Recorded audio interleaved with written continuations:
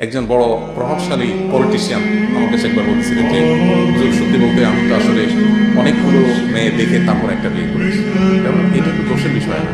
বললাম, না সেটা না, মানে অনেকগুলো মেয়ের সাথে প্রেম করে দেখছি কেমন, তো কিছুদিন করার পরে দেখলাম না, সুবিধার না সুবিধার না করতে করতে একটা এসে করছি, এখন আমি খুব সুখী আছি, খুব ভালো আছি।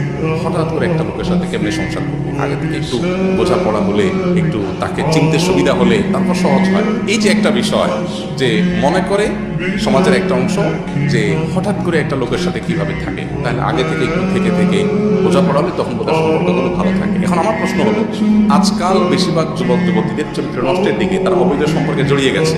তার মানে কি? তার মানে তারা বিয়ের আগে একটা পিরিয়ড তথাকথিত আপনার বোঝাপড়ার নামে একটা কানেকশন করে নিচ্ছে, এরপরে যখন মনে হচ্ছে যে না আমরা দুজনে একসাথে চলতে পারবো সারা জীবন, তখন তারা বিয়েতে যাচ্ছে। প্রশ্ন হলো, আগে হারাম রিলেশন করে এরপরে বিয়েতে যাওয়া, এটার প্রবণতা তো বাড়ছে, তাহলে সম্পর্কগুলো এখন মজবুত হওয়ার কথা, কারণ বুঝে শুনে সে আগাইছে। কিন্তু বাস্তবতা কি? বাস্তবতা হলো বিপরীত।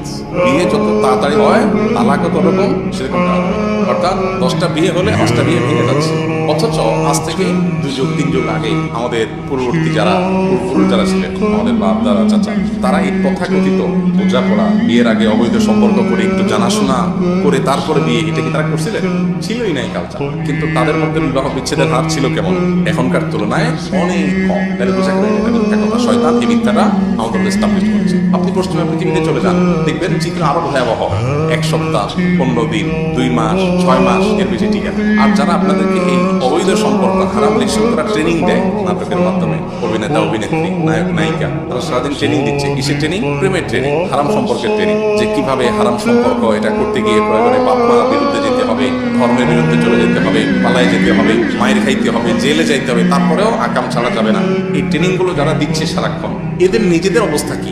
অবৈধ সম্পর্ক, হারাম প্রেম তো পরের কথা, বিয়ে করলে দেখা যাচ্ছে 6 মাস 1 বছর বেশি ঠিক আছে।